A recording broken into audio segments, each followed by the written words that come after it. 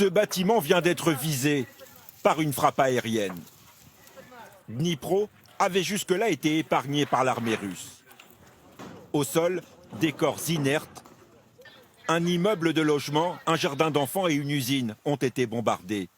Une personne aurait été tuée. À l'ouest du pays, près de la Pologne, 2 autres villes ont été attaquées. 2 soldats ukrainiens ont trouvé la mort.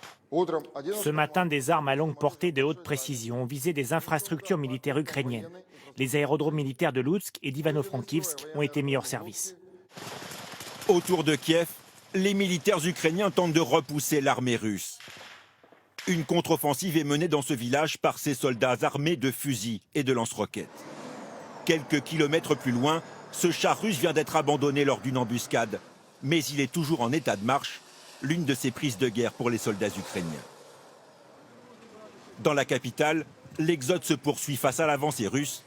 Les regards sont perdus, figés, hagards. Des larmes pour une fuite vers l'inconnu. La moitié des habitants ont déjà quitté Kiev. Les Russes n'ont aucune raison de nous attaquer. Nous n'attaquons personne. À Irpin, à 15 km de Kiev, c'est le chaos. Les habitants fuient sous les bombes. Dans ce parc, des corps jonchent le sol, des bâches en plastique et de la tôle comme unique linceul. Comme cette vieille dame dont la maison a été bombardée, beaucoup sont en état de choc. Avec la déflagration, j'ai des trous de mémoire, j'ai oublié mon nom. J'ai 85 ans, je n'ai nulle part où vivre et il fait froid.